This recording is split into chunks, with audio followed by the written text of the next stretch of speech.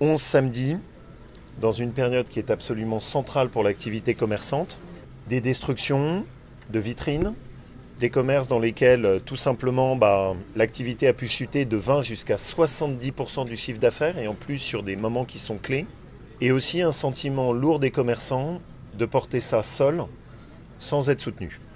Il faut qu'on fasse attention parce que derrière, c'est non seulement des centaines d'emplois qui sont en jeu si rien n'est fait, mais c'est aussi le danger qu'on perde tout simplement l'activité qui est notre activité de commerce de centre-ville avec des commerces indépendants.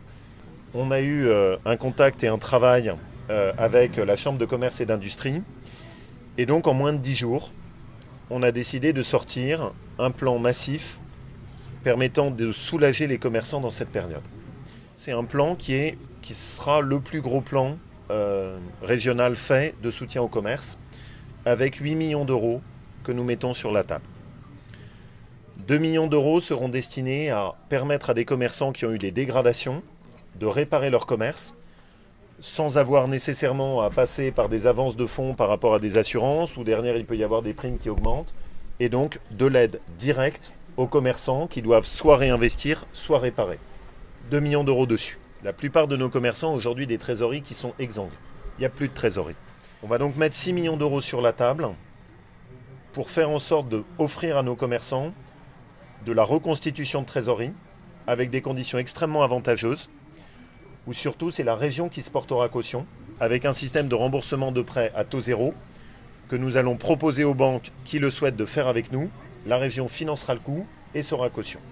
Et le commerce de centre-ville extrêmement impacté, à Lyon, mais pas que à Lyon, notamment à Saint-Étienne où il y a eu des dégradations très fortes avec des magasins réduits. Nous avons également des contacts avec la préfecture parce qu'on souhaiterait, c'est qu'on donne un peu de respiration à nos commerces et qu'au moins pendant plusieurs samedis, les manifestations de Gilets jaunes puissent se dérouler en dehors de la presqu'île pour que chacun puisse reprendre un peu ici sa respiration.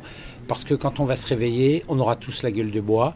Et surtout, il y a dans l'économie quelque chose de très important qui s'appelle la confiance. Et elle est en train aujourd'hui de disparaître dans nos centres-villes. On a perdu 36% de chiffre d'affaires le samedi, donc c'est une baisse énorme. Voilà, et on subit donc un stress général, des fermetures, des réouvertures. Voilà. Si on veut durablement soulager nos commerces, il faut qu'il y ait des annulations de charges.